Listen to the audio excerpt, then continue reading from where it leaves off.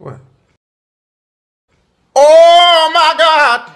La famille, j'espère que vous allez très bien et je suis très content de vous retrouver sur la chaîne pour cette nouvelle vidéo. Avant-match Atlético de Madrid versus le Real Madrid.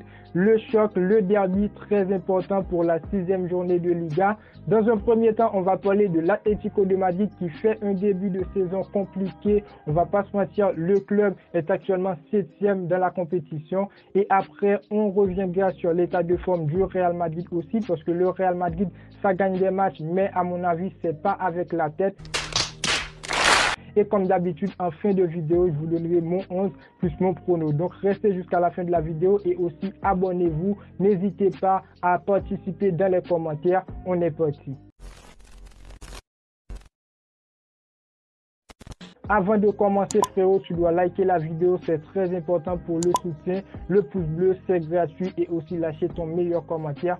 C'est fait, let's go. Match très important pour le Real Madrid ce dimanche à 21h heure française. On va affronter l'Atlético de Madrid en Liga et on commence directement avec l'adversaire. L'Atlético de Madrid en ce moment n'est pas la meilleure équipe en Liga et je vais pas vous mentir, selon moi les frérots, Diego Simeone n'a pas encore les clés pour marcher sur l'adversaire. Heureusement parce que avec cette équipe du Real Madrid qu'on a aujourd'hui, si on allait affronter chez eux le bon Atlético de Madrid, c'est mort. Maintenant, on va affronter une équipe qui est actuellement 7e, qui s'est fait vraiment humilier chez Valence lors de leur dernier match en Liga. Et ensuite, je trouve que cette équipe de l'Atlético de Madrid n'a vraiment pas de chance. Après l'humiliation face à Valence le week-end dernier, les frérots, scénario vraiment incroyable en Ligue des Champions. Pendant que l'Atlético de Madrid menait 1-0 sur cette équipe de Lazio, dans les dernières minutes, le match était déjà 1-1 avec un but marqué par le gardien de Lazio, les frérots, chose qui était vraiment incroyable. C'est quand même difficile à accepter, je pense, pour les fans de l'Atlético de Madrid. Donc tout cela, ce sont des faits qui vont vraiment bouleverser cette équipe de l'Atlético de Madrid.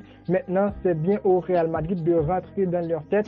Mais oui, il y a un mais parce que ce serait pas vraiment facile pour le Real Madrid. Déjà, ce serait un match à l'extérieur. On va donc les affronter chez eux. Cette équipe du Real Madrid qui a une équipe vraiment compliquée parce que cette équipe du Real Madrid est difficile à voir. On est leader en Liga. Oui, on a gagné notre premier match de Ligue des Champions. Oui, mais avec quelle prestation? Pas une bonne prestation, mais on dit toujours que la victoire, c'est la plus importante.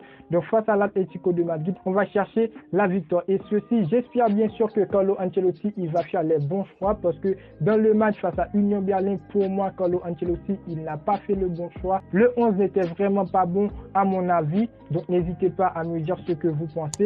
Donc, j'espère bien sûr que Carlo Ancelotti, il va partir sur un très très bon 11. Vinicius ne sera pas présent. Vinicius qui était cité pour son retour face à l'Atlético de Madrid. Le Real Madrid a décidé de ne pas prendre de risque.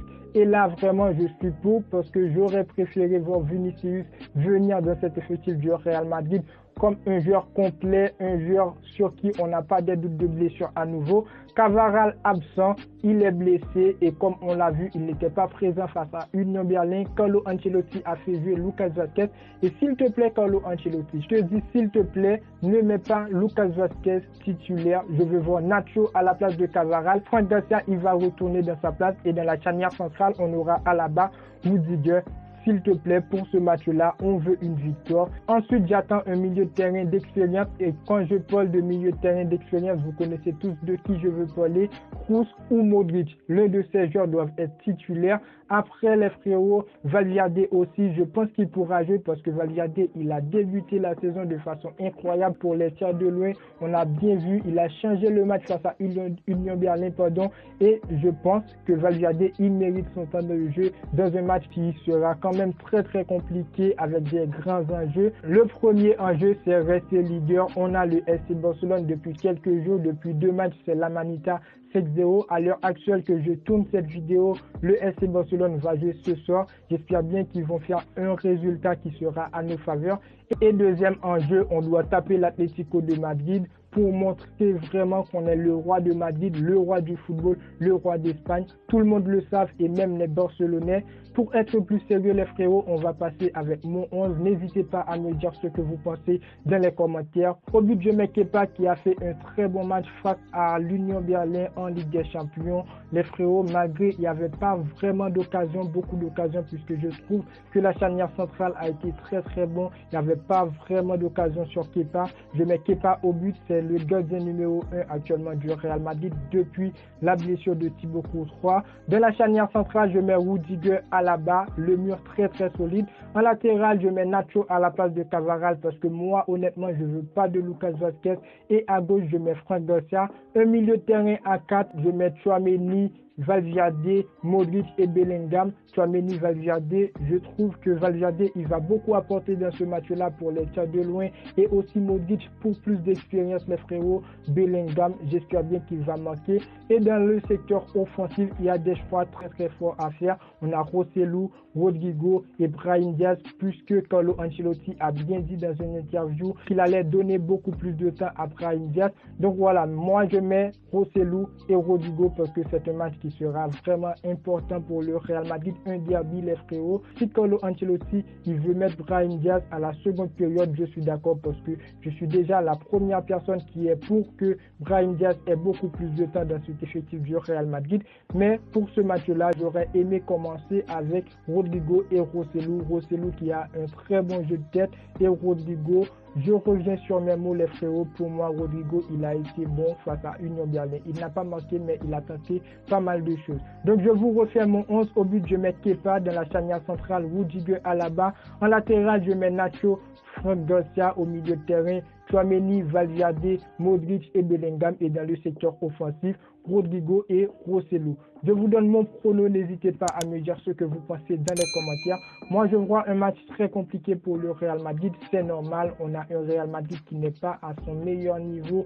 Le 11, on n'a pas un très bon 9 pour marquer des buts. Heureusement, on a Bellingham et j'espère qu'il va bien marquer dans ce match-là. Et ensuite, ce serait un match à l'extérieur. Donc, je vois ce match terminer sur un score de 2-0. Pour le Real Madrid face à l'Atlético de Madrid. C'était mon avis, n'hésitez pas à me dire ce que vous pensez dans les commentaires. J'aime bien quand vous participez. N'hésitez pas à vous abonner si ce n'est pas encore fait. Activez la cloche de notification pour ne pas manquer les suites des vidéos à venir. Et moi, je vous dis à très bientôt pour une toute nouvelle vidéo. Ciao, ciao.